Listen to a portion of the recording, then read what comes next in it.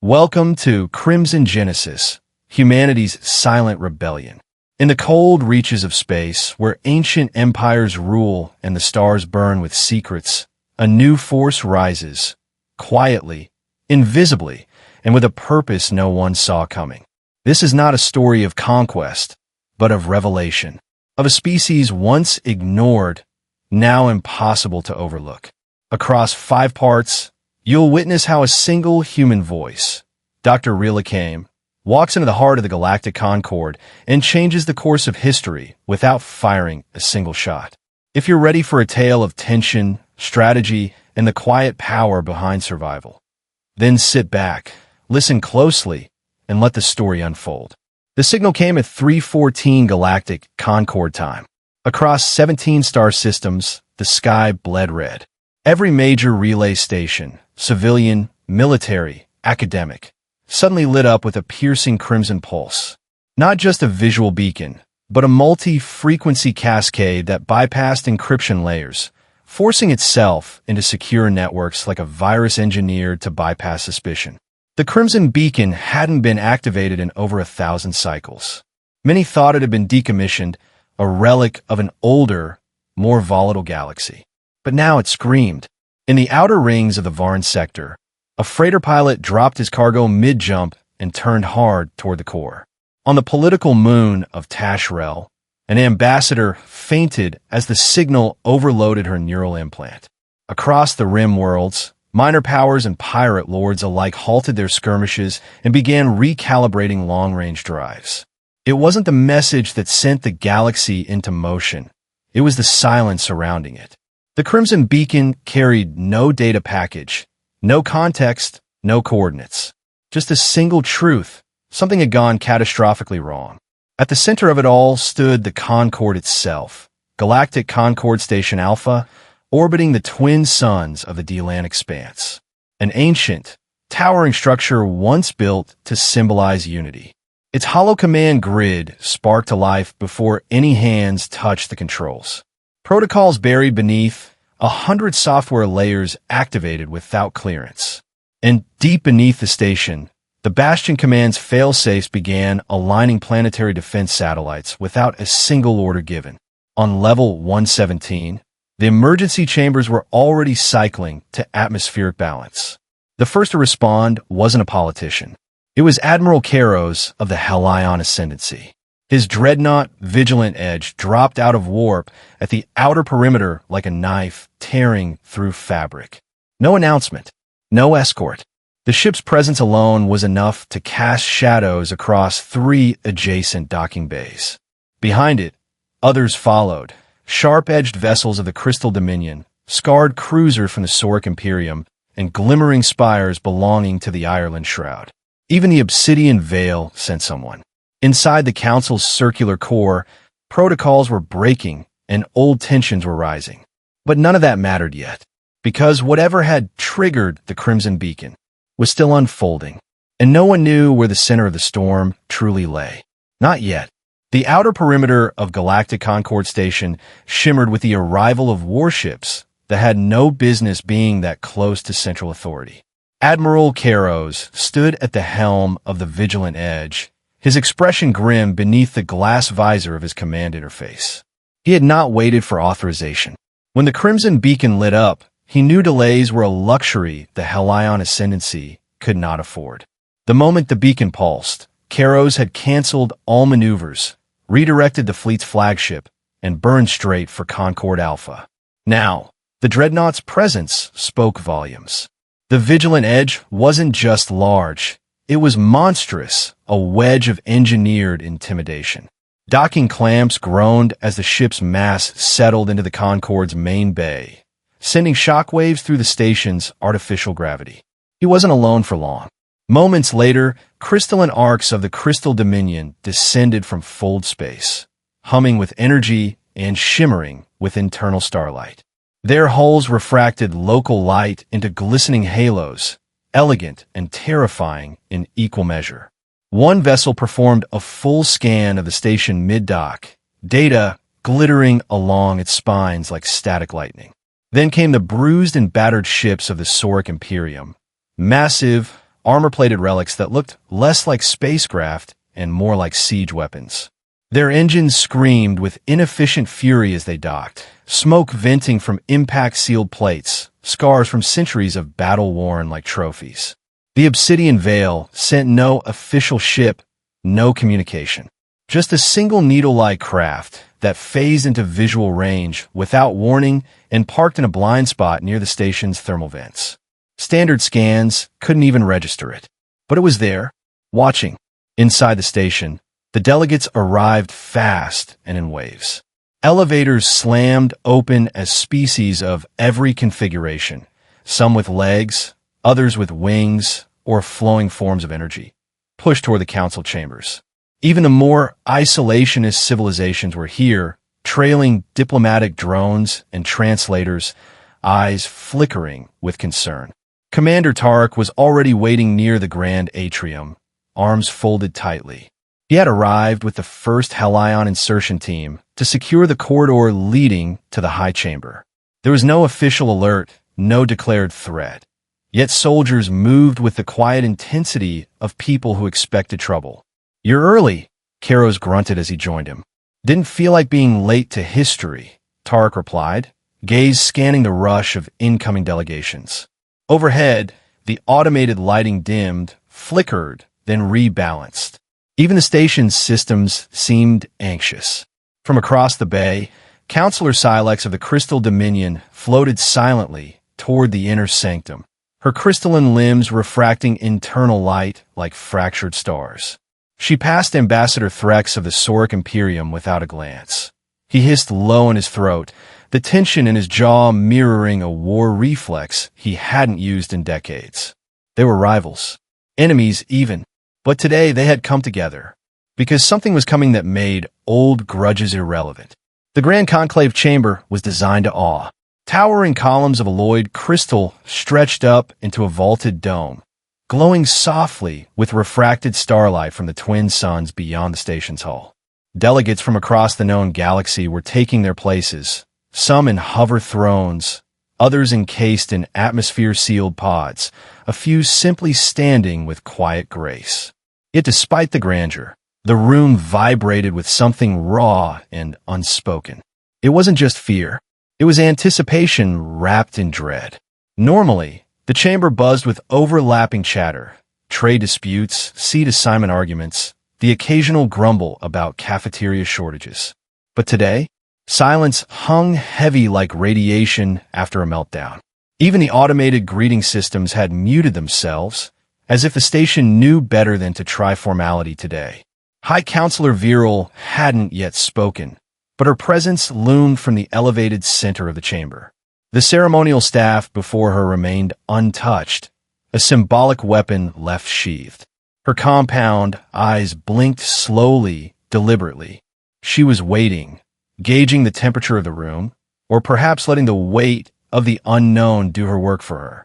Ambassador Lilian leaned toward Counselor Silex, her voice low, eyes darting. "Have you ever seen the beacon trigger?" she asked. "No," Silex replied, the light within her crystalline body flickering. "And if I had, I wouldn't be here to talk about it." Across the aisle, Ambassador Zurin adjusted his diplomatic robe for the 5th time in under a minute, scales shifting through pale shades of stress. He glanced upward at the hollow command grid, which remained dim and waiting, like a mouth holding back a scream. Commander Tarek stood just beyond the main archway, arms crossed, unmoving. He was watching more than just body language. He was watching exits, line of sight, fallback routes. His gut told him this wasn't diplomacy. This was containment. And Admiral Karos? He was staring into the dark core of the chamber, as if expecting something to emerge. The moment stretched. No alarm sounded. No data streams flickered. But everyone in that room felt the same quiet certainty pressing against their minds like gravity increasing by half AG. Something had already happened. They just didn't know what it was yet. She didn't arrive in a fleet. She didn't announce her presence. She didn't even use the main entrance. Dr. Rhela Kaem stepped into the Grand Conclave chamber unnoticed, her shoes making barely a sound against the polished alloy floor. "No fanfare, no entourage," just a compact tablet tucked beneath one arm and a gray suit that made her look more like an administrative assistant than a representative of an interstellar power. She moved like someone who had been there before, quiet, practiced, invisible in all the right ways. Most eyes were on the military leaders, the glowing diplomats, the armored warlords. But if anyone had looked just a bit lower, just a bit off-center, they might have seen the human woman slip into an empty observer's row near the back of the chamber. Might have noticed the way she glanced around, not with curiosity, but with confirmation, as if ticking off a checklist. She settled in her seat, crossed one leg over the other, and opened her tablet. Her fingers moved swiftly, not nervously, not aimlessly, but with the calm of someone reviewing a schedule they had memorized long ago. A soft smile tugged at the corner of her lips. Not a friendly smile, not a warm one. The kind of smile one might wear while spotting a typo on a rival's financial report. Commander Tarek caught a glimpse of her from his position at the chamber's archway. He frowned, not because she looked dangerous, she didn't, but because something about her was too ordinary. In a room full of glowing eyes, armored scales, and bioluminescent robes, Rhela Kaem looked human. Painfully, dangerously human. She made no move to speak, no gesture to draw attention. Just watched, listened, waited. Whatever was coming next, she was already prepared. The ceremonial staff struck the floor 3 times, echoing through the chamber like thunder in a sealed vault. All eyes turned to High Counselor Viral. Her expression was unreadable, layered in the practiced neutrality of someone who had brokered peace between warring star empires and survived assassination attempts during budget hearings. Still, something in the stiffness of her posture betrayed it. She was nervous. "This emergency session of the Galactic Concord is now in order," she said, her voice amplified by the chamber's sonic filaments. "The matter before us is unprecedented." Murmurs started to ripple through the delegates like surface tremors. Admiral Caros didn't blink. Commander Tarek barely shifted. But Ambassador Lilian leaned forward slightly, as if sensing the weight of a coming blow. Viral continued, "We have received a formal application for full membership in the Galactic Concord." No reaction. That happened all the time. Primitive species desperate for validation submitted applications every few cycles. Viral waited for the silence to stretch just a beat longer. From a new civilization, she said, designated as humanity, originating from the 3rd planet of the Solari system. Terra Prime. Now the silence changed. It didn't just settle, it cracked. Dozens of heads turned toward the hollow command grid as it flickered to life. The display rendered a blue and green world swirled in white clouds, rotating slowly in a gentle spin. It looked quaint, idyllic even, peaceful, too peaceful. Ambassador Threx of the Sauric Imperium let out a sharp exhale through his nostrils. "A garden world," he muttered. "They sent us a garden world?" Counselor Silex tilted her head as data packets streamed across her internal interface. Class M, oxygen-nitrogen atmosphere, multiple biospheres. Nothing unusual so far. Commander Tarek squinted at the planetary overlays. "What's the catch?" he asked under his breath. Dr. Nyril Syeh stood slowly, his movements deliberate. The xenobiologist's gaze didn't leave the display as he activated a secondary projection. Numeric data began flowing across a side panel. Extinction rates, military development curves, historical conflicts. "I have concerns," he said quietly. But no one noticed him. Because at that moment, something shifted in the display's corner. A new layer of visuals faded in, orbital arrays, station grids, and shipyards. Dozens of them, hidden beneath cloud cover, buried under polar ice, or masked as research installations. Ambassador Zirin's eyes widened. "Wait, that's not just a planet.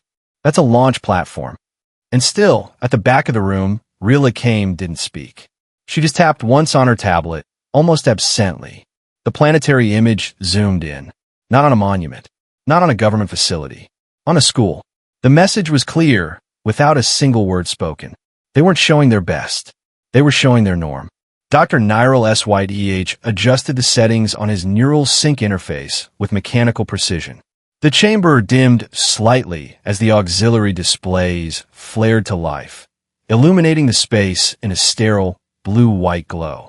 Streams of data spiraled upward like digital smoke, cold, precise, merciless. He didn't raise his voice. He didn't need to. The numbers spoke louder than any speech. Initial classification of humanity, he began, his voice flat, was based on atmospheric composition, planetary resource extraction rates, and signal pattern analysis. What we found necessitated further review. A sequence of planetary overlays flashed across the hollow command grid, time-lapse footage of Terra Prime's shifting biosphere. Forests disappeared. Ice caps shrank. Coral reefs bleached and died like ancient memories turning to dust. One after another, red indicators lit up across the screen, forming a pattern too deliberate to be chance. In the last 500 of their years, HFY continued, humans have driven over 1,100 unique species to extinction. Not by accident, not due to natural disaster, but through deliberate environmental exploitation, unchecked industry, and negligence scaled to planetary levels. A soft ripple of discomfort spread through the chamber. Even Ambassador Threx, whose species had survived 3 extinction events of their own, narrowed his eyes. SYTH didn't pause. Their agricultural systems sterilize soil on a continental scale. Their oceanic industries generate waste concentrations visible from orbit. They mine asteroids and moons not because they need to, but because they can. The visuals shifted. Industrial megacities pumping haze into the sky. River systems died with chemical runoff. Landscapes reshaped for convenience rather than necessity. And yet, as SYDH added, tone now edged with something faintly metallic, this is merely their ecological footprint. Their sociopolitical data reveals a pattern of systemic conflict.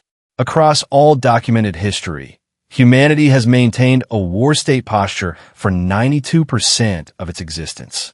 The screen morphed again, historical charts, animated timelines, casualty graphs that spiked like blade edges.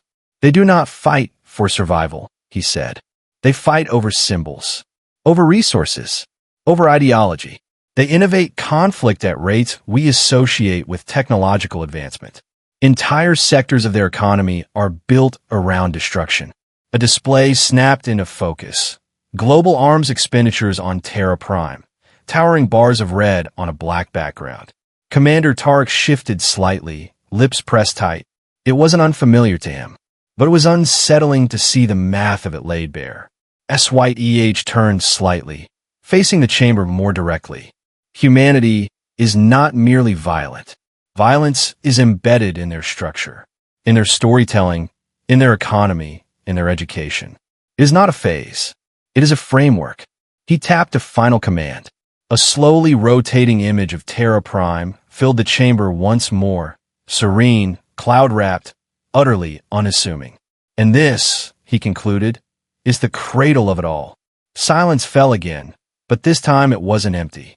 It was heavy, the kind that comes just before the ground begins to shake. The hollow command grid pulsed softly, recalibrating as Dr. SYDH brought up a new sequence of data. This is not a statistical anomaly, he said. This is a signature. Charts blossomed across the chamber's airspace. Animated, vivid, undeniable. Curves of blood-red growth surged across centuries, converging into what looked disturbingly like progress. But these weren't indicators of agriculture or medicine or exploration. They were maps of conflict. Humanity has documented over 14,000 distinct methodologies for terminating members of their own species, SYTH said, his voice detached, clinical. Blunt force, bladed implements, chemical compounds, projectile kinetics, nuclear fission, biological contagion, and more recently, weaponized artificial intelligence and orbital kinetic impactors. A low electronic hum vibrated the air as each method flashed by. Highlight reels of invention fueled by blood. They have cataloged these techniques, not with regret, but fascination. They name their conflicts. They assign dates, heroes, monuments. They don't bury these histories. They teach them, celebrate them. One display expanded, detailing something called the 100 Years' War. It lasted 116 years, SYDEH noted dryly. They extended it. A few uneasy glances shifted across the chamber. Counselor Silex's internal lattice flickered, registering a sharp drop in collective morale. Ambassador Lilian's wings had curled tighter around her shoulders. They have thematic wars, SYEH continued. Arrow wars, gunpowder wars, cyber wars, ideological crusades, global entanglements, proxy conflicts. They escalate over abstractions, over lines drawn on maps, over perceived slights. This isn't strategy, it's behavior. Admiral Caros said nothing, but his gaze was fixed hard on the floating statistics. Even to a seasoned tactician like him, the sheer consistency was disturbing. Humanity didn't just fight when necessary. They fought as a matter of cultural rhythm. SYTH waved in a final sequence. Population versus conflict density. The overlay was grotesque. They do not collapse under the weight of war, he said. They thrive on it. Silence again, until Commander Tarek spoke up from his corner. How do they survive it? SYTH didn't hesitate. Resilience and reinvention. They build faster than they break. When they lose, they adapt. When they win, they industrialize the victory. Every failure becomes a lesson. Every lesson becomes a weapon. The phrase landed with precision. Ambassador Threx hissed under his breath. This isn't a species. It's a battlefield wearing a face. SYDH inclined his head slightly, neither agreeing nor disagreeing. In most civilizations, violence is a symptom of imbalance, he said. In humanity, it may be the balance. And as the planetary image of Terra Prime rotated once more, serene, unaware, radiant under a halo of satellite rings, the chamber quietly absorbed a darker truth. They weren't just dealing with a violent race. They were dealing with a species where violence had become an evolutionary asset. The Hollow Command grid dimmed for a moment, as if hesitant to show what came next. Dr. Nyril SYDH tapped his interface again, and the chamber filled with a new stream of data, less like a report, more like an art gallery of destruction. They don't just make weapons, he began. They design them. The first image appeared, a sleek, angular projectile weapon, labeled with a name that translated loosely into Serpent of Glass. The accompanying footage showed it shattering reinforced composite armor with near-surgical precision. Humanity has entire subcultures devoted to the refinement of killing tools, not just for utility, but for elegance. The display shifted rapidly, rotating blades with heat-seeking cores, drones with folding limbs that mimicked birds, explosives shaped for aesthetic symmetry. Many of the designs bore stylized engravings, personal flourishes, and serial numbers that seemed more ceremonial than practical. They hold contests, as SYEH continued, annually, internationally, for who can develop the most efficient, the most creative, the most beautiful weapon. These are not black market efforts. They are public, televised, and awarded. A wave of visible revulsion rippled across the chamber. Ambassador Lilian leaned back in her hover chair, her wings pulled tightly around her torso. That can't be accurate, she whispered. Oh, it's worse, SYEH replied, not missing a beat. They've developed weapons not just to kill, but to express. Footage began to play. Test ranges, military expositions, even entertainment segments. One showed an armored figure proudly demonstrating a weapon that delivered concussive force in rhythmic pulses, designed to break bones to the beat of human music. The audience had applauded. Military innovation is a cultural event, as SYEH said. There are prizes, sponsorships, marketing campaigns. They name weapons like poets name their children. Daggerfall, Ashlight, Whisperstorm. The grid expanded to show not just individual weapons, but infrastructure. Weaponized satellites, orbital bombardment platforms masked as weather control systems, underground launch tunnels disguised as subways. And yet, he said, they don't stop at creation. They iterate. They improve. Even weapons designed for extinction are considered prototypes. When they created thermonuclear devices, they tested them, and then built larger ones. More efficient ones. Clean yield, dirty yield, airburst, subsurface, fusion cascades. Commander Tarek grimaced. But they haven't used those, right? SYEH paused, just long enough to let the discomfort land. They have, he said. Twice. On themselves. Against cities. The chambers seemed to freeze. They didn't stop because of regret. They stopped because it became economically inefficient. Even Ambassador Threx had no words. The display changed again, this time to a sprawling underground factory. Automated, tireless. Dozens of identical machines stamped out rows of warheads with clinical regularity. We assumed they would plateau, SYEH said, quieter now. That they would reach some moral boundary, some ceiling of horror. He looked around the room. They haven't. Rhela Kaem, still silent at the rear of the chamber, glanced up from her tablet for the first time. Her expression didn't change, but her finger hovered just above her screen, like she was waiting for the perfect moment to interrupt. The silence was now alive. Not stillness, but pressure. The kind that wrapped itself around throats and hearts and made even the most battle-hardened delegates feel small beneath the weight of implication. Ambassador Zirin was the first to crack. He stood too fast. His robe caught on the edge of his seat, and the fabric ripped audibly, drawing attention he clearly didn't want. His scales shimmered in sharp, jagged pulses, stress patterning that no diplomat could hide. This is unsustainable, he muttered, mostly to himself.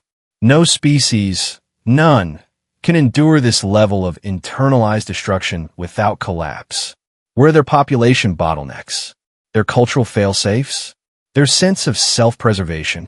He turned to face High Counselor Viral, though his voice was shaking. We need to quarantine them. Isolate the Solari system.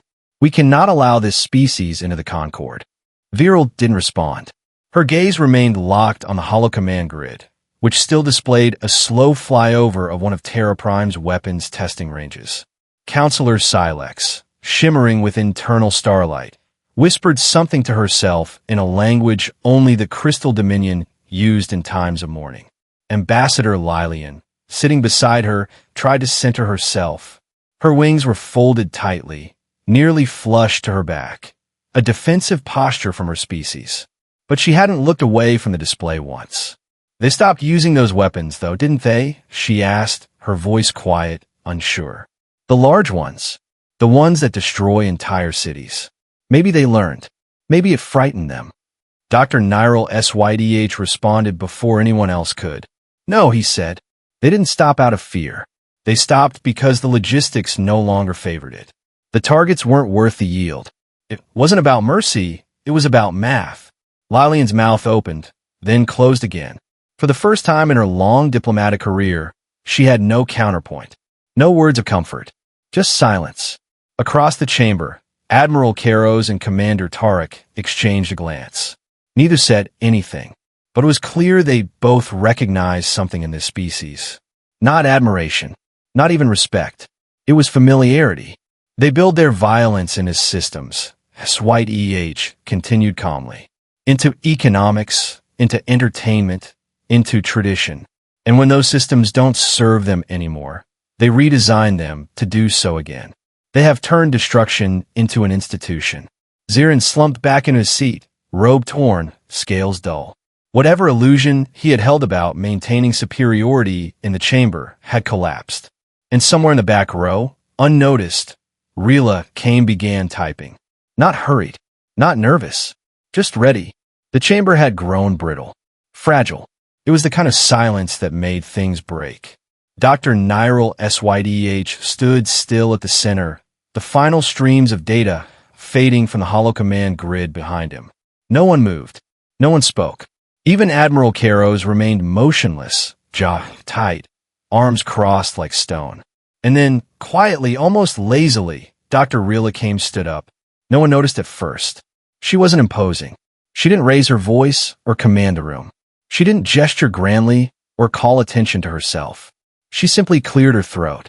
It was a soft sound, almost impolite in its timing. But somehow, it cut through the pressure like a scalpel through dense tissue. All eyes turned, one by one.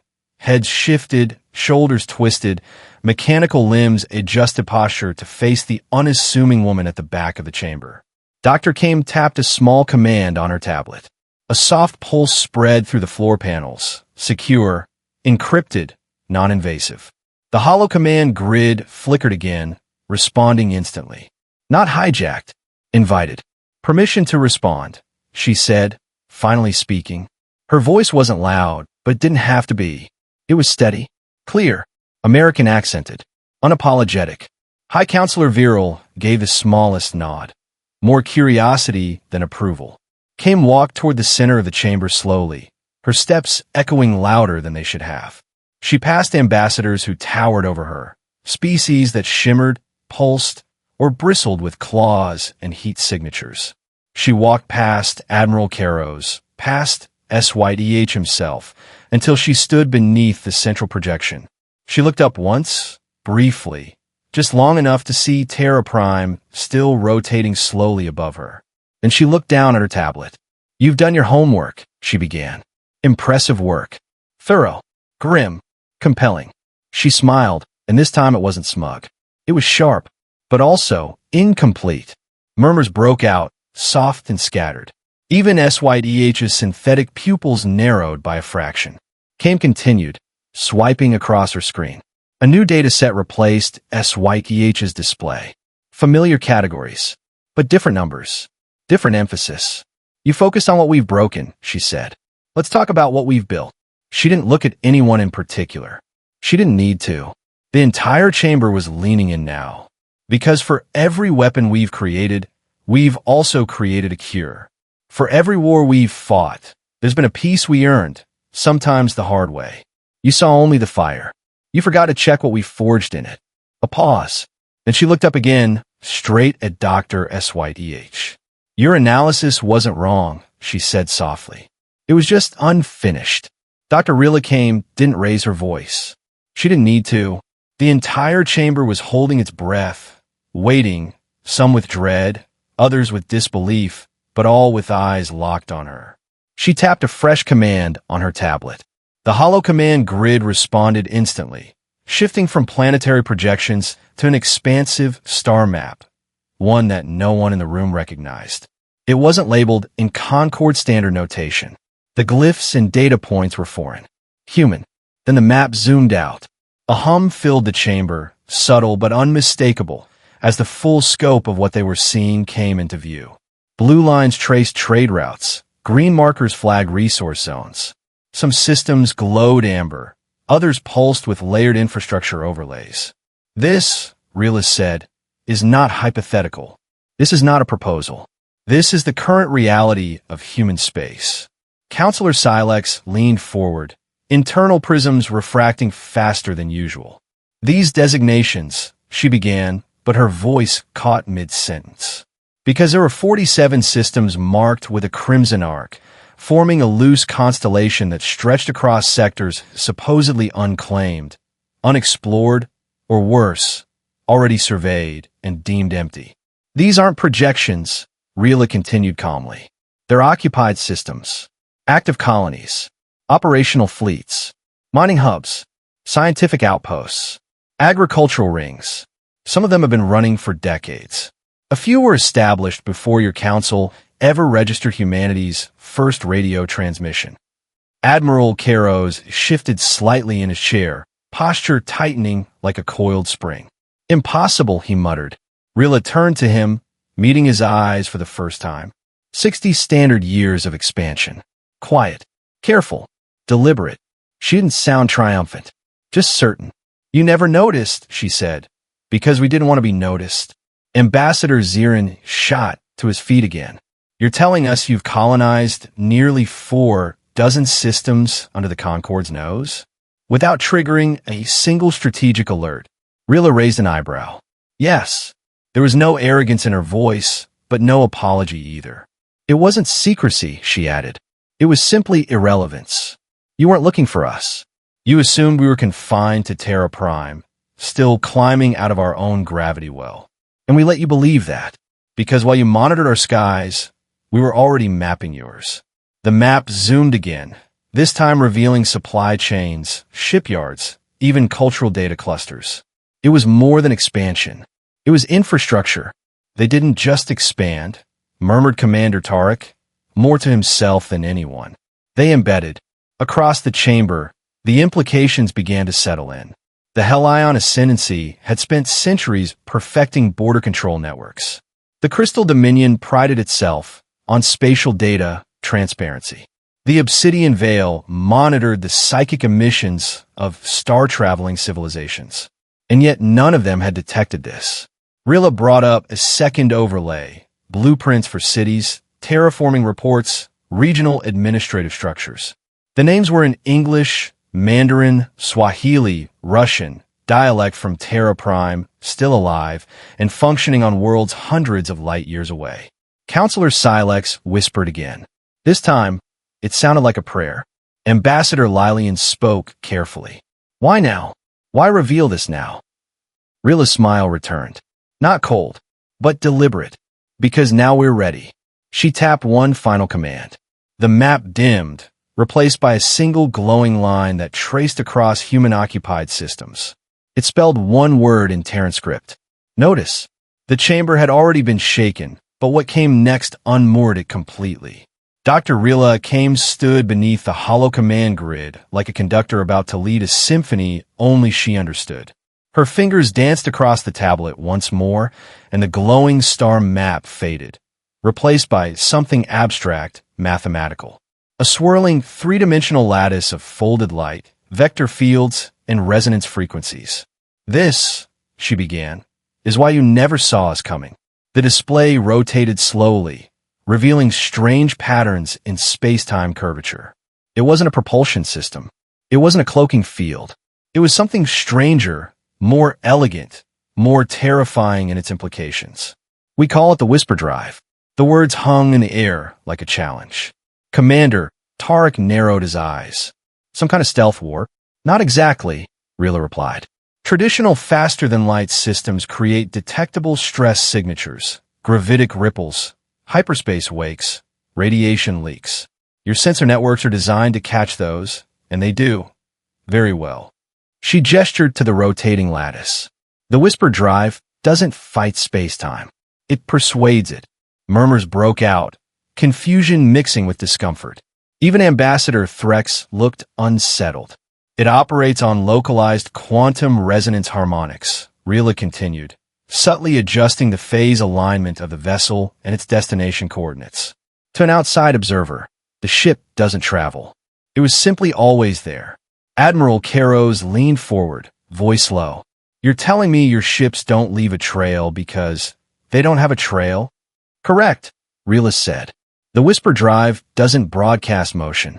It convinces reality that the ship never moved at all. Ambassador Zirin stood again, now pale despite his scaly skin. That's not engineering. That's manipulation of universal constants. That borders on forbidden physics. Rhela tilted her head. Is it forbidden if no one notices it happening? The chamber was quiet again, but this time it wasn't just fear. It was awe, the kind that came when long-held assumptions collapsed under quiet facts. It took us generations to stabilize the field equations, Rhela admitted, and decades to learn how to layer the effect into multi-vessel fleets. But once it worked, truly worked, we realized something very simple. She paused. You've been looking in all the wrong places. The hollow command grid shifted once more, showing sensor logs from a dozen species, each one showing clean, empty systems. Untouched space, blank anomalies. Then overlaid on top were human activity traces. Mining drones, terraforming clouds, orbital structures, entire civilizations functioning beneath the notice of the galaxy's most advanced detection networks. Counselor Silex's light flared brightly. But that would mean, yes, Rhela interrupted gently. We've been operating within your surveyed territories, right next to your borders, occasionally inside them. Her tone wasn't defensive. It wasn't mocking. It was matter of fact. We didn't need cloaks or decoys. We just needed your systems to see what they expected to see. Commander Tarek swore under his breath. Spectral signatures, he muttered. The sensor ghosts we flagged last cycle. Those weren't anomalies, were they? No, Rhela replied. They were test runs. Ambassador Lilian spoke next, her voice shaking. How many whisper-capable ships are out there? Rhela looked up, meeting her gaze. You'll find out soon enough. The chamber lights dimmed slightly, not by malfunction, but as if the station itself sensed the shift in tone. Dr. Rhela Kaem didn't move from the center of the floor. She simply tapped her screen once more, and the hollow command grid transformed again, this time into something far more personal. What appeared first wasn't a star map or a sensor diagram. It was a dossier, and it belonged to the Helion Ascendancy. Fleet layouts, resource allocations, rotational patrol routes, internal memos flagged with high encryption, even training simulations, down to the error rates of each unit. Admiral Caros stood without meaning to. His jaw clenched. How did you get this? He growled. Rhela didn't look at him. We've had it for years. The display shifted again. Now the Crystal Dominion. Energy dispersal models, experimental weapon failure logs, psychological warfare resistance studies. Not the kind of thing you'd find in diplomatic briefings. These were files buried under 7 layers of decentralized security. Counselor Silex's crystalline matrix flickered erratically. Another swipe. The Sauric Imperium appeared next. Tactical doctrine, strategic fallback zones, even recorded battle transmissions that had never been shared outside of military command. Ambassador Threx let out a guttural snarl, his clawed fingers twitching involuntarily. The silence was colder this time, tight, heavy, and personal. Rhela finally spoke again. You've been watching each other, she said softly. For centuries. Spying, testing, probing. Always playing just below the threshold of open conflict. She glanced around the room. You were so focused on not blinking first, you never noticed the third observer. Ambassador Zirin looked ill. You've been listening to all of us. Watching everyone. Rhela nodded. We embedded observers. We intercepted data. We deciphered your encryption standards not once, but dozens of times, because you never thought to question whether a primitive species could outpace you in information warfare. The hollow command grid split into multiple panels, each one displaying a different civilization's political pressure points, cultural vulnerabilities, and historical biases. It wasn't just data, it was insight, condensed understanding, weaponized context. This isn't surveillance, Ambassador Lilian whispered. It's prediction. Close, Rhela said. It's preparation. Commander Tarek looked visibly unsettled. How far does it go? Far enough, Rhela replied. We've been preparing for this moment for decades. Not because we wanted to fight, because we didn't want to be surprised. She turned slowly, addressing the entire chamber. You think we're dangerous because we build weapons, because we fight, because we adapt. But you haven't even begun to understand the part that truly scares you. She let the silence settle again. We understand you. The lights flared briefly as the projections shifted to a synchronized map of Concord-wide movements over the past 10 cycles. Patterns, predictable rotations, cultural rituals that dictated defense protocols. Rhela smiled faintly. You've built an empire of balance, she said, and we've studied every crack in its foundation. It began with a flicker, not an explosion, not an alarm, just a slight pulse across the chamber's floor, like the Concord itself had briefly forgotten how to breathe. High Counselor Viral noticed it first. Her hand twitched toward the embedded control panel at her podium, but before she could reach it, the hollow command grid shifted on its own. Dr. Rhela Kaem hadn't touched anything. Not visibly. The projection restructured itself into a real-time tactical overlay of the station. Bastion Command Security Grid. Defense arrays. Auto-targeting systems. Orbital artillery. Contingency strike protocols. Every single line was marked in red. Alt for line. Impossible, Admiral Caros said, rising fully from his seat now. His voice wasn't anger, it was calculation. These systems are air-gapped. Internal protocols only. Even our highest-level delegates don't have full access. Rhela didn't look up. She tapped one line of code into her tablet and turned the screen toward the chamber. It displayed a live diagnostic feed from Bastion Command, showing authentication passkeys, each one aligned with Concord-level credentials. "Who's giving the shutdown orders?" asked Commander Tarek, moving toward the central display. Rhela answered without flinching. "You are." Tarek froze. "What?" "Not you personally," she clarified, "but your command protocols. We've been listening for years, studying your system updates, your patch schedules, your emergency override routines. You built redundancy into every layer of your defense architecture, and we built listening tools into the silence between them." The display shifted again, highlighting the precise moment defensive handoff commands were spoofed using valid Concord signatures. "Your security was excellent," Rhela said. "Your system integrity, near flawless," which made it predictable. A low mechanical tone echoed through the chamber, soft, almost apologetic. High Counselor Viral pressed her palm to her console. It didn't respond. No biometric lock. No override channel. Nothing. She looked up slowly. "You've locked us out of our own station." "No," Rhela replied. "You still have access to everything that matters. Your seats, your voices, your choices." She paused.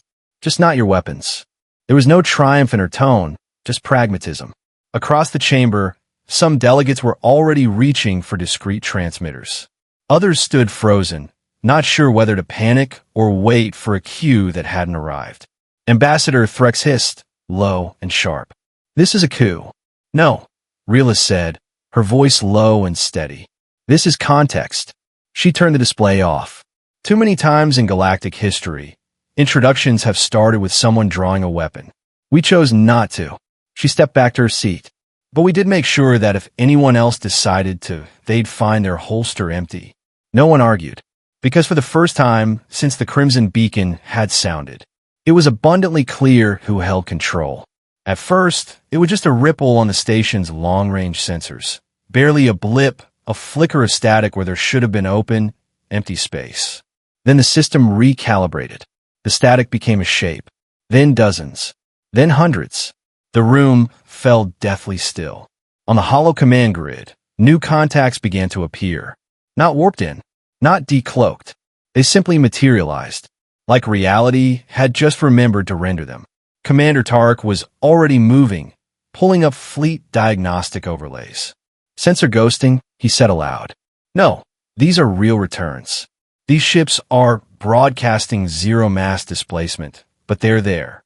Admiral Caros muttered a string of coordinates under his breath as his fingers flew across a secondary console. "We scanned these zones just days ago. There was nothing."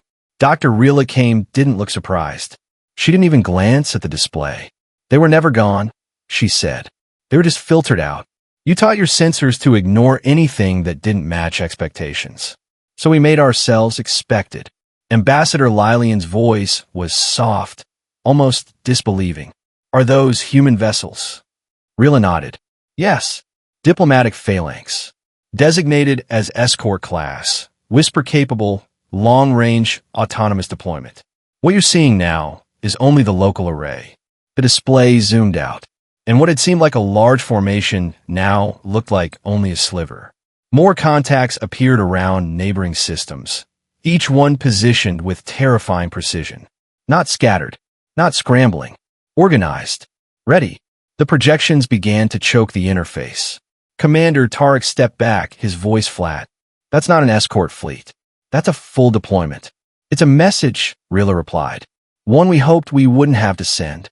The chamber was rapidly descending into murmurs, clattering interfaces, hushed warnings transmitted between delegates. Ambassador Zirin was already reaching for an emergency recall line.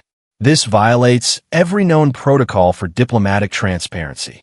"No," Rhela said, finally lifting her eyes. "This is transparency. The kind that comes after you've been underestimated for too long." From the center of the display, a new signature appeared, larger than the rest. Its readings defied conventional classification. Thermal suppression, stealth harmonics, field distortion, all running simultaneously. "Phantom Armada." The very name triggered alerts in some delegates' implants. It had appeared once before in an encrypted incident report flagged as classified mythology. An unconfirmed ghost fleet. No mass. No wake. No digging. Now is here. Fully formed. The silence in the chamber cracked. Even Counselor Silex, whose species had faced extinction twice, seemed to dim. How long have they been watching us? Rhela answered without hesitation. Long enough to know how this conversation ends. Or begins. Ambassador Threx's voice was a low growl. This is coercion. No, Rhela said. This is visibility. She let the hollow command grid freeze. Hundreds of ships locked in synchronized formation, surrounding the station like silent sentinels. No weapons active. No signals jammed. Just presence. Pure, undeniable presence. You thought we were knocking on your door, she said at last. But we're already inside. When the final projection faded from the hollow command grid, the chamber felt hollow, like it had been emptied of air and filled with something heavier. Dr. Rhela Kaem didn't speak right away. She let the silence settle. Let the image of hundreds of human ships surround the minds of those watching. Not attacking. Not firing. Just present. Then she looked up. We didn't come here to request permission, she began, her voice calm, but laced with quiet power. We came to outline the new reality. No one interrupted. You assume we're applying for entry, she continued. That we seek a seat at your table, on your terms, with the expectation that we'll be evaluated, measured, approved. She shook her head slightly. We're not seeking approval. We're informing you of our intent to join, under terms equal to the reality we've built. The hollow command grid activated again, now displaying the 47 systems under human control, their industrial output, population metrics, infrastructure density. Not as threat indicators, but as a declaration of presence. These systems are not theoretical holdings. They are functioning territories populated, governed, defended. We manage interstellar logistics across them. We farm and vacuum. We mine stars. We educate children on orbital platforms. And we do it all without Concord oversight. She paused to let the implication land. High Counselor Viral's expression didn't change, but her fingers flexed once on the console before her. She was listening intently. In line with Galactic Concord statutes, Rhela said, tapping her tablet to highlight a section of interstellar law. Representation within this body is based on recognized territorial influence. By those standards, humanity qualifies for full member status. The grid updated again, now displaying Concord's voting distribution and how that would shift if Terra Prime was granted membership proportionate to its holdings. We expect representation commensurate with what we are, not what we were when you first noticed us, Rhela added. Several ambassadors shifted uncomfortably. The math was simple and alarming. Ambassador Threx snarled softly. That would give you near equal weight to the Halion ascendancy. We don't seek dominance, Rhela said evenly.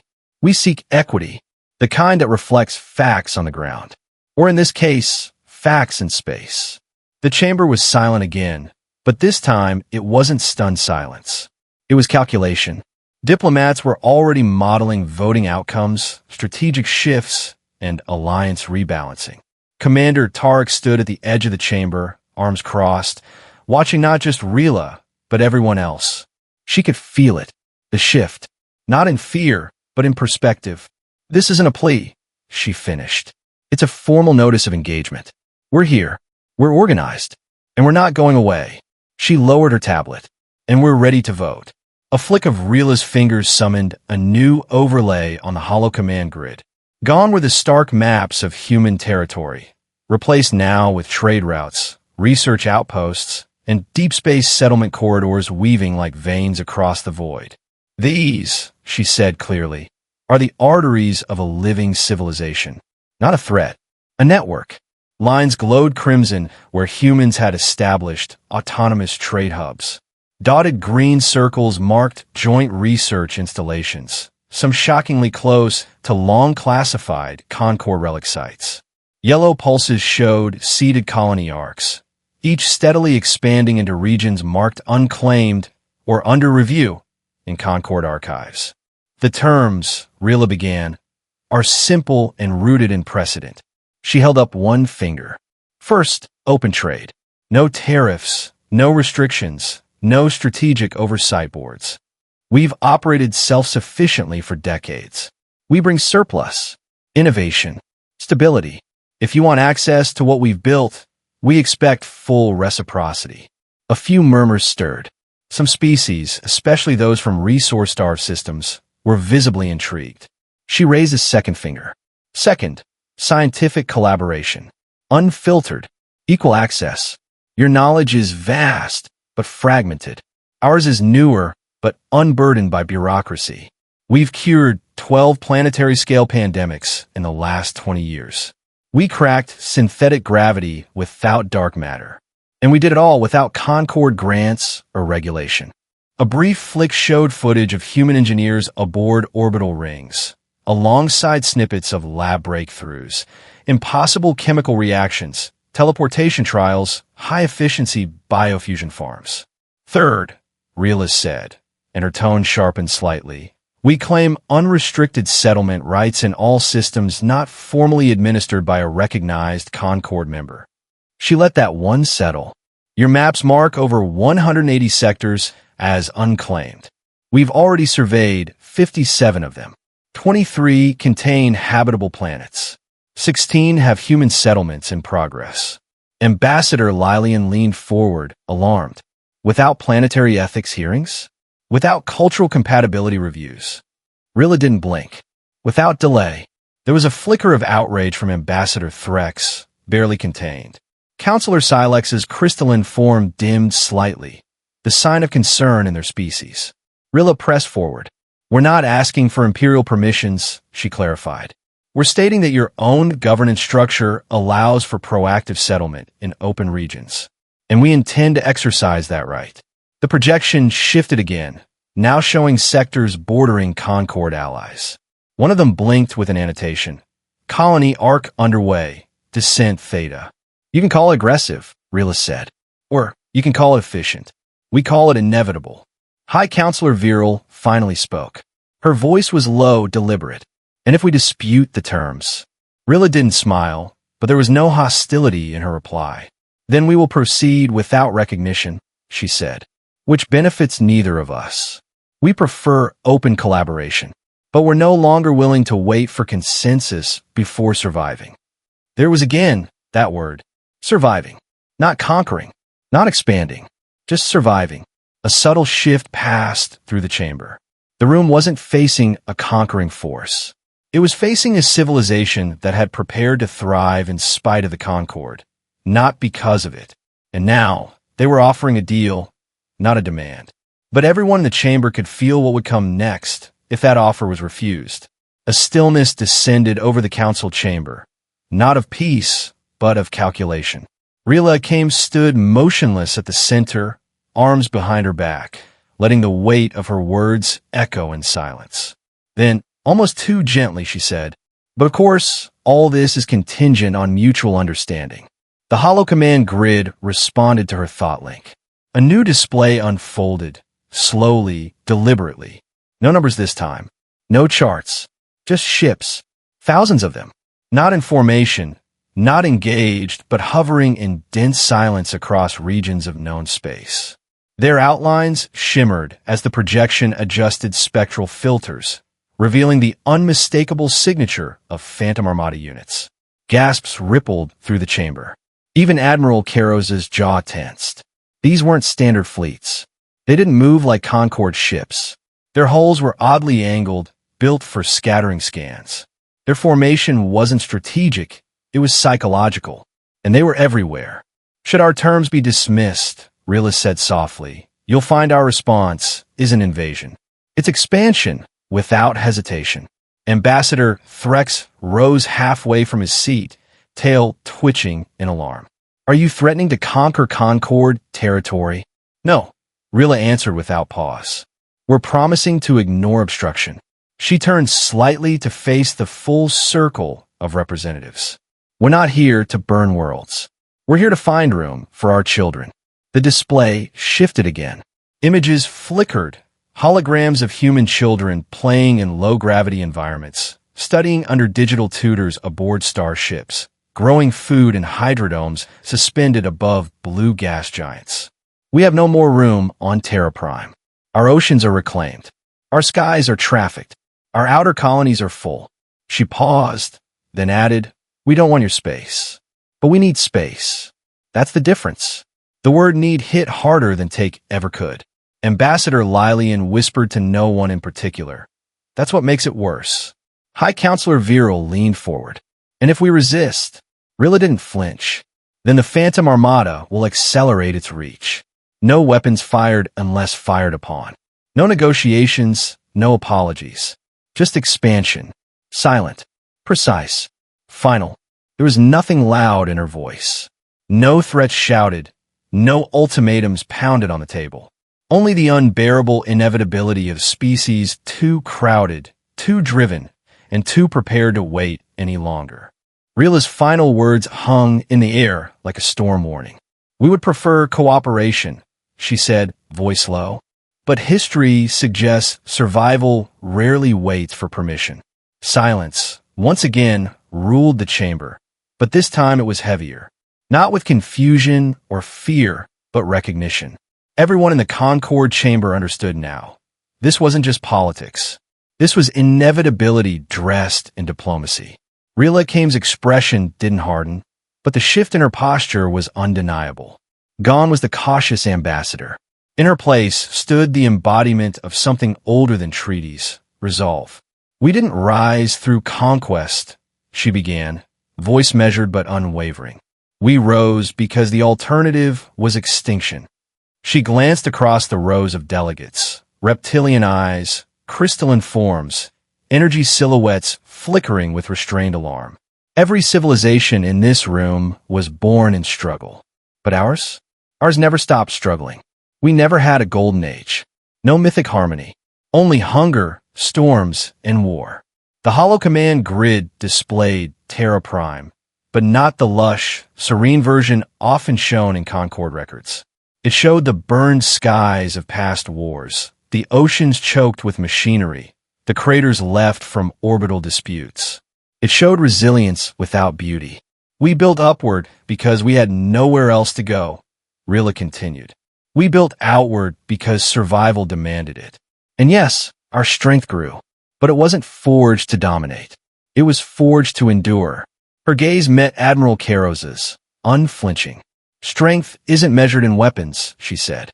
"It's measured in what you protect, and what you're willing to lose before you break." Counselor Silex flickered, transmitting a harmonic pulse to their peers. A silent question. "Is this a bluff?" Rhela answered it without needing to hear it. "Terra Prime has known the cost of weakness. That's why we no longer wait for threats. We neutralize them before they grow teeth." She paused, then delivered the line that would ripple through Concord intelligence briefings for years to come. "We're not here to claim dominion. We're here for something far more radical." She stepped forward. To be left alone. The final 3 words weren't shouted. They weren't dramatic. But the sheer honesty in them rang louder than any war horn. And that's what made them terrifying. Because the humans didn't want control. They wanted space to breathe. And if that space couldn't be given peacefully, they'd take it quietly. Ambassador Zurin stood slowly, the tips of his long fingers pressed together in a gesture of diplomatic restraint. His species, known for yielding early in conflicts, had always favored survival over pride. But now, even surrender required context. His voice, though calm, carried a note of desperation. "Dr. Kaem, how many?" The room turned. Even the most aloof delegates, the crystalline silex, the flickering forms of Ireland's shroud, leaned forward. It was a question not of curiosity, but of containment. How much strength had the humans hidden in plain sight? Rhela didn't respond immediately. She stepped away from the center of the chamber, letting the silence breathe, letting the question hang like a blade suspended in gravity. Then, with unshakable calm, she spoke. 15,000 vessels, she said, her voice smooth, almost clinical. Fully armed. Phantom class. Most equipped with autonomous combat protocols and adaptive camouflage arrays. Murmurs erupted like distant thunder. Counselor Silex's crystalline form pulsed red for the first time, an involuntary signal of alarm. Ambassador Threx hissed, his reptilian pupils narrowing. Admiral Caros muttered something into his neural sync, triggering a dozen silent alerts to Helion Command. Zirin's voice wavered. And they're operational? Not projections? Not simulations? They're real, Rhela replied. And more are produced daily. Automated shipyard beneath Europa, Mars shadow platforms, and the asteroid belt's hidden foundries. Our growth is exponential because it had to be. She took one final step toward the center. We didn't build these ships to conquer, she added, but to ensure that if the stars closed their doors to us, we wouldn't vanish in the dark. No bravado, no theatrics, just a simple truth with galactic implications. Zirin sat down, slowly, thoughtfully. The chamber, once full of voices and posturing, fell silent again. But now it wasn't fear that dominated the air. It was calculation, because every species now understood one thing. The humans weren't asking for entry. They were presenting terms. While the chamber still reeled from the strategic shockwaves of the Phantom Armada's reveal, Rhela Kaem stepped forward once more. But this time, there was no threat in her posture, no digital override glowing from her fingers. Instead, she simply gestured gracefully to the hollow command grid. A new stream of data flowed into the chamber. Where many had expected war fleets and targeting arrays, they were instead met with something entirely different. Orbital factories, terraforming nodes, planetary megastructures forming like living organisms. The room hushed. High Counselor Viral leaned forward, brow furrowed. What are we looking at? Rhela answered calmly. You've seen what we can destroy. Now see what we can build. The visuals panned across a scorched exoplanet being transformed in real time. Automated drones, spider-like and swift, sculpted the surface into fertile plains. Above them, massive sky frames stitched together orbital rings that shimmered with solar collectors. And at the heart of each system, human-built forge hubs, the size of cities, pulsing with power. But what startled the Council most wasn't the technology, it was the speed. Ambassador Silex of the Crystalline Collective leaned to whisper, his voice barely audible through the translation streams. Those rings were finished in under 7 rotations. That's not possible. It is, Commander Tarek confirmed grimly. They're not just expanding, they're accelerating. A smaller inset showed the internals of one forge hub. Nanofabrication units layered ship components like biological cells. The process was recursive, factories building smaller factories, which then built parts of larger ones. It wasn't mere production. It was replication. Rhela watched the reactions with patient satisfaction. The edge we hold isn't just in weapons or stealth. It's in construction, in resilience. We do not expand with conquest. We expand by design. Admiral Caros, normally stone-faced, exhaled slowly. Self-replicating infrastructure. Decentralized command. No need for supply lines. Exactly, Rhela replied. We've built to survive. Long before we ever asked for anyone's approval. The display ended with a final image. A newborn colony rising from red soil, lights flickering on one by one, like stars echoing the night sky. There was silence in the chamber. Not from fear, but something else, respect perhaps, or realization. Rhela didn't let the silence linger. With a flick of her neural sync interface, the display shifted again. This time, not to showcase Terra's might, but the galaxy's rot. Dozens of charts and timelines unfolded across the hollow command grid. Each one mapped the trajectory of galactic civilizations over millennia.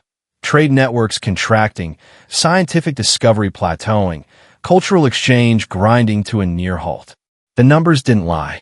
Your civilizations, Rhela began gently, are ancient. But somewhere along the way, age became weight. You stopped climbing. You started orbiting your own pride. The data confirmed it. Innovation had dipped drastically across all major factions. Energy yields had stagnated. Colonial growth had become bureaucratically strangled. Even the once dynamic Helion ascendancy had transitioned into rigid caste systems, choking off its own future in the name of heritage. Technological stagnation is the slowest kind of death, Rhela continued. It doesn't scream, it sighs, and eventually it stops breathing altogether. Counselor Silex stiffened. We've preserved balance. Stability. You've preserved decay, she replied without venom. And now you face a paradox. You fear disruption, but it's the only thing that can keep you alive. Admiral Caros crossed his arms, wary. And you believe humanity is the antidote? Rhela didn't smile. She didn't need to. We are the anomaly. We are what happens when a species refuses to accept limitation as natural law. We burn through eras like fuel, and when we stumble, we build ladders from the wreckage. A new visual played. Archives of Terra's transformation. Collapsing oceans reseeded, ruined cities rebuilt with smarter infrastructure, extinct biomes resurrected with synthetic DNA. It wasn't conquest. It was relentless reinvention. You see our aggression, but that's just one shade. Underneath, it is a refusal to surrender to entropy. Viral's voice came, quiet but heavy. You don't fear the end. We fear stagnation more, Rhela said, because stagnation wears a mask. It tells you everything is fine, until one day, nothing moves at all. The words hung in the chamber like a quiet siren. A warning. A mirror. Silence fell heavy in the chamber after Rhela's final words, as if the very structure of Viral's hall was holding its breath. The members of the Galactic Concord, beings of ancient power and prestige, found themselves confronted not by warships, but by a mirror to their own obsolescence. Rhela stepped forward, her posture relaxed but unshakable. This isn't about dominance, she said, her voice echoing through the council dome. It's about divergence. A flick of her wrist activated another sequence of displays. The screen showed side-by-side comparisons. Empires rooted in tradition, their progress measured in centuries, and Terra Prime, where what was unthinkable last year had become obsolete by this morning. You call us dangerous, Rhela continued, eyes scanning the assembly. You're right. We are. But not because we wish to destroy. We are dangerous because we refuse to stand still. Ambassador Lilian's voice trembled as she finally spoke. And if we cannot match your pace? Rhela didn't answer immediately. Instead, she projected a rotating diagram of galactic civilizations. Clusters once vibrant now dimming, edges fraying into irrelevance. A spectral overlay appeared. Entire sectors where trade had vanished, communication relays gone silent, colonies left in administrative limbo. The galaxy wasn't falling. It had already fallen behind. The choice is simple, Rhela said, her voice quieter now. Evolve alongside us, or vanish quietly as relics. Counselor Silex, crystalline facets glinting under the council lights, murmured, You would leave us behind? No, Rhela said. Time will. Behind her, footage of Terra's self-replicating factories played again. Ships being born in minutes, not years. Medical advancements curing plagues before they could spread. Cultural exchanges streamed in every Terran language, blending, remixing, accelerating. This isn't a threat. It's a tide, she added. You don't have to be swept away, but you do have to swim. Ambassador Threx let out a low growl, but even his reptilian eyes showed hesitation, not defiance. It wasn't the sound of pride. It was the sound of a species realizing it wasn't the apex anymore. Commander Tarek, who had watched quietly from behind Admiral Caros, finally muttered, She's not demanding tribute. She's offering relevance. Exactly. No one moved. Not a breath, not a whisper. The once proud chamber of the Galactic Concord, home to centuries of diplomacy, debate, and power plays, stood frozen in the gravity of inevitability. Rhela Kaem hadn't just made a case. She had made a future. And now, the room had to decide whether they would be part of it. High Counselor Viral looked over the gathered representatives. His voice was hoarse, ancient. Then we vote. The hollow command grid shimmered to life, casting spectral light across every face. The icons of each sovereign power pulsed gently in a circular array. Crystalline Dominion, Halion Ascendancy, Sauric Imperium, and dozens more. No fanfare, no speeches, just choice. The first to break was Ambassador Zirin. I was the first to surrender, he said quietly, more to himself than anyone. Let me be the first to adapt. His hand reached toward his neural sync interface. One pulse, green. Yes. A ripple moved across the chamber. Ambassador Lilian followed, not with confidence, but with resignation. It's not courage. It's survival. Her vote followed his, green. Counselor Silex hesitated longer. Crystalline minds processed slowly, deliberately. But the decision had already been etched in the logic of decay. The Dominion's symbol flashed green. One by one, the rest followed. Some out of fear, some out of reason. A few, maybe out of genuine belief. But none voted with hope that had long since dried up in the void between stars. Admiral Karos didn't vote. He didn't need to. His orders would follow the vote's outcome. Yet he watched the results unfold with a clenched jaw, the fire of resistance dimming in his eyes. Finally, High Counselor Viral cast the last vote. Yes, he whispered. The chamber dimmed for a moment as the decision locked into history. Terra Prime was now, by majority vote, a recognized equal within the Galactic Concord. Not because they were beloved, because they were inevitable. As the chamber lights dimmed and the voting holograms flickered into silence, Dr. Rhela Kaem slowly stood. She didn't look triumphant. She didn't even smile at first. Instead, she gathered her notes, smoothed the front of her modest earth-woven suit, and let the silence stretch a moment longer. Then she spoke, quietly, without fanfare. We didn't come here to conquer, she said, her voice echoing in the now-hushed chamber. Nor did we arrive hoping for approval. We came because we believe survival is only noble when shared. High Counselor Viral sat motionless, his eyes never leaving her. Others, like Ambassador Lilian and Counselor Silex, watched her with a strange blend of unease and admiration. Even Admiral Karos, rigid as always, gave a barely perceptible nod of acknowledgement. Rhela walked toward the exit, her boots clicking softly against the polished alloy floor.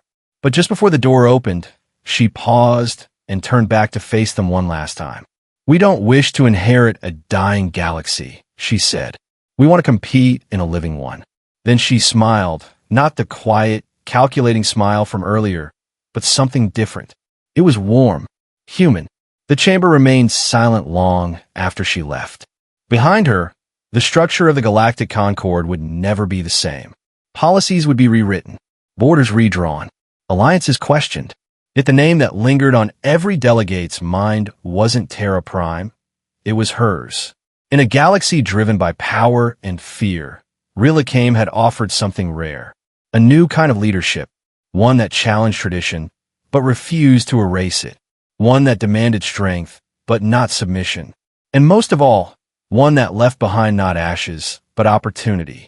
Thank you for spending your time with this story. If this story made you feel something, even just a little, please consider liking the video, subscribing to the channel, or sharing it with someone you love. More stories are on the way, and I'll be right here, ready to tell the next one whenever you're ready to listen.